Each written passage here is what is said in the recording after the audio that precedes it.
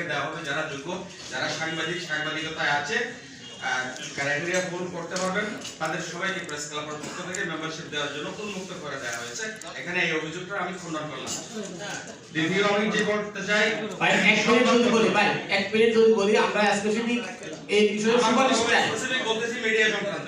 হ্যাঁ ভাই প্লিজ আমাদেরকে না বলুন। আমরা মিডিয়াকে যে পর্যায়ে নিয়ে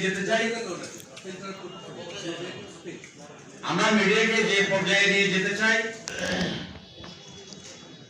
বৈষম্য বিরোধী আন্দোলনের মাধ্যমে একটি বিশাল গণ অভ্যুত্থানের মধ্য দিয়ে, বাংলাদেশের সর্বস্তরের মানুষের অভ্যুত্থানের মধ্য দিয়ে, জাগরণের মধ্য দিয়ে, ছাত্র জনতার ঐক্যবদ্ধ প্রচেষ্টা যুদ্ধের মধ্য দিয়ে আমরা যে স্বৈরাচারকে 16 বছরের জেগে বসা স্বৈরাচারকে উৎখাত করতে পেরেছি।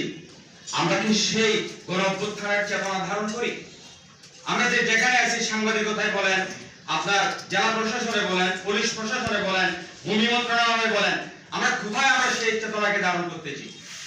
এখনো তো আমাদের মধ্যে সেই স্বৈরাচারী চেতনা আছে, আমাদের সাংবাদিকদের মধ্যে আছে, যারা 16 বছর এদেশের মানুষের বিরুদ্ধে ঠাট্টা করেছে, বিদ্রোহ করেছে, অধিকার নষ্ট করেছে।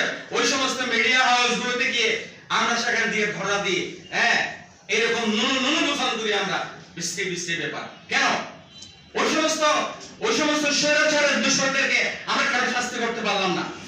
আমরা কিসের বৈষম্য বিরোধী আজকে কথা বলতেছি?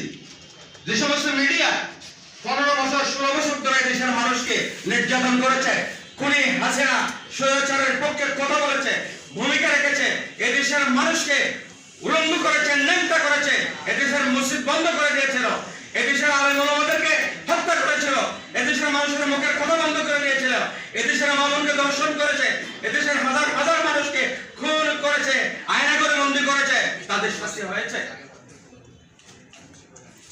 এই বিপ্লবের গণ অভ্যুত্থানের মধ্য দিয়ে যারা আজকে আমরা ক্ষমতায় আছি, আমাদের উপদেষ্টা মণ্ডলী, আমাদের সম্মানিত প্রধান উপদেষ্টা সহ যারা ক্ষমতায় আছেন, আপনারা এমনি আসেন নেই এই ক্ষমতায় আজকের নরম চেয়ারে, আপনারা আসবেন গণ অভ্যুত্থানের মধ্য দিয়ে এই দেশের হাজার হাজার মানুষের রক্তের উপর দাঁড়িয়ে, রক্ত মারিয়ে আপনারা ক্ষমতায় এসেছেন। আপনারা তাদের করতে পারছেন না কেন?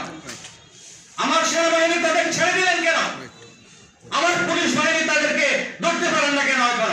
তারা কেন এখনো সেই স্বৈরাচারীরা ওয়াল লিখন করে, মিছিল করে, তারা পত্রিকায় বিবৃতি দেয়, তারা অনলাইনে বিবৃতি দেয় কেন?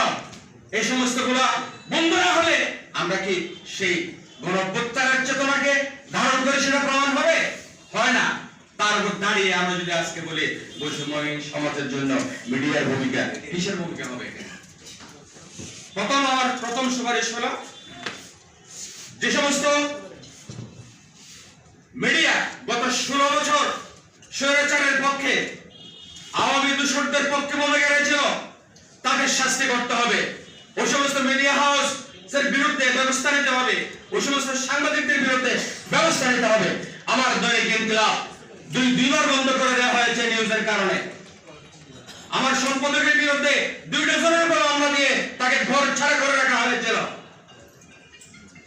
এরকম অসংখ্য পত্রিকার বিরুদ্ধে এই ঘটনা করেছে দলিল সংগ্রাম সহ। তাহলে এদের শাস্তি হয়নি, এদের শাস্তি দিতে হবে। যারা ওই সময় সুবিধা ভোগ করেছে, তেল মেরে, তারা আজকেও তেল মেরে সুবিধা ভোগ করবে, তা হতে দেওয়া যাবে না, এটা বন্ধ করতে হবে।